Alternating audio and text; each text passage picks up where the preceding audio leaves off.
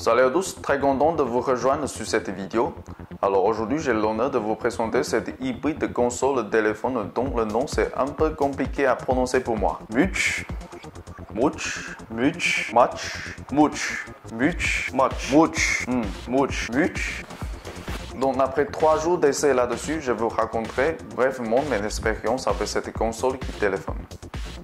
Tout d'abord, le packaging c'est plutôt impressionnant avec tous ces logos et ces couleurs. Ça sent plutôt Nvidia. Et au dos, ils vont pas écrire n'importe quelle information là-dessus. Déjà, ils vous disent sérieusement ce qui sont remarquables sur le produit. LED de notification, processeur quad-core, écran 5 pouces HD, double SIM, autonomie compétitive. Ça a l'air plutôt intéressant. Et à part de ça, vous trouverez aussi le siège social de l'entreprise sur Shenzhen et sur Hangzhou. Celui de Shenzhen est un très bon coin. On trouvera aussi les inscriptions des noms internationales ainsi que le hotline SAB en Chine. Ça a l'air plutôt sérieux. Au moins, vous aurez un seul à l'appeler en cas de problème. Le matos, c'est pas mal du tout. J'ai presque l'impression que ce monstre soit 90% en métal. La dalle trompée est fermement intégrée dans la coque en alliage et les boutons plus le stick sont plutôt bien foutus. La coque qui est en fait du plastique donne l'illusion que ce soit aluminium. Le design c'est cool pour moi, mais c'est pas parfait.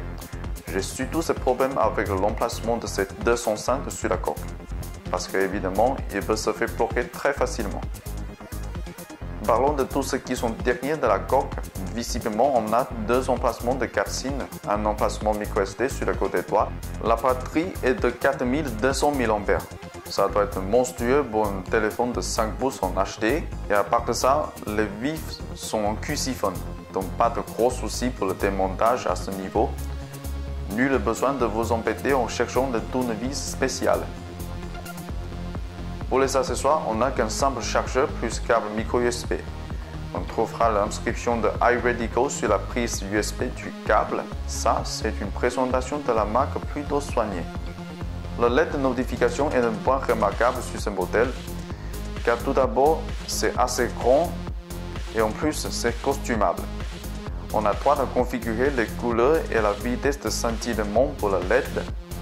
Et on peut définir individuellement le comportement du LED pour chaque application installée sur ce portable. Tout ça c'est vachement sympa, mais ce qui est dommage pour moi, c'est que la luminosité du LED est un peu trop faible. Quant au bouton, pour moi c'est un peu trop petit. Et en plus les icônes là-dessus c'est trop atypique. Apparemment le fabricant a pas mal s'improvisé là-dessus, c'est plutôt original. Mais ça le rend moins pratique parce qu'on est plutôt habitué aux manettes de console de salon comme la Xbox. Parlons de la dimension, on a un longueur de 169 mm.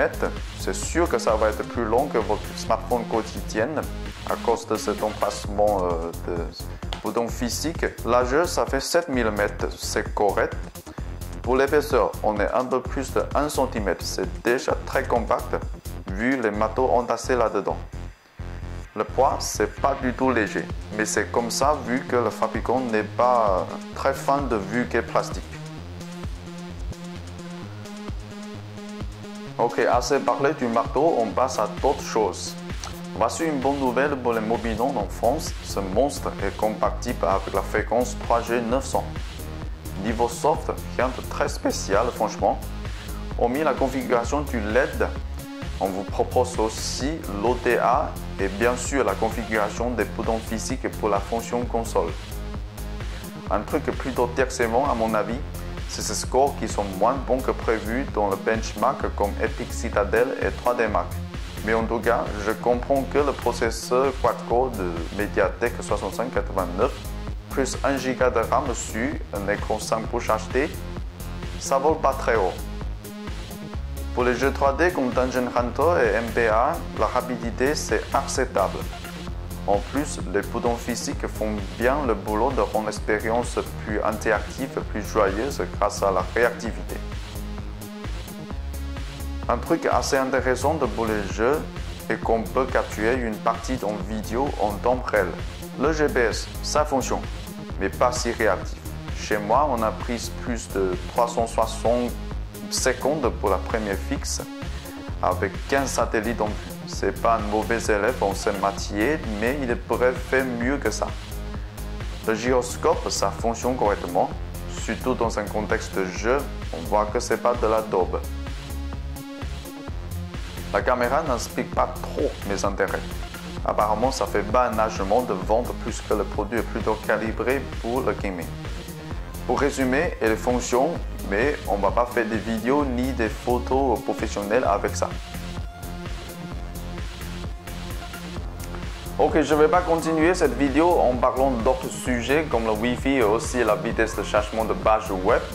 Parce que là, on m'a accordé moins de 10 minutes pour faire cette vidéo. Et en plus, pendant ces 3 jours d'essai, je suis plutôt resté sur le côté gaming de ces produits. Le grand minimum, c'est qu'on peut faire confiance à un tel produit, vu le matériel et la finition, c'est vraiment très sérieux. Et aussi le prix, c'est pas du tout cheap. Donc ça conclut ma petite vidéo de présentation et on verra si c'est possible d'organiser un tirage au sort pour gagner un tel produit sur notre réseaux sociaux pour le mois de mai. Donc bonne chance à tous et bonne chance à moi pour cette vidéo. Bye bye, ciao!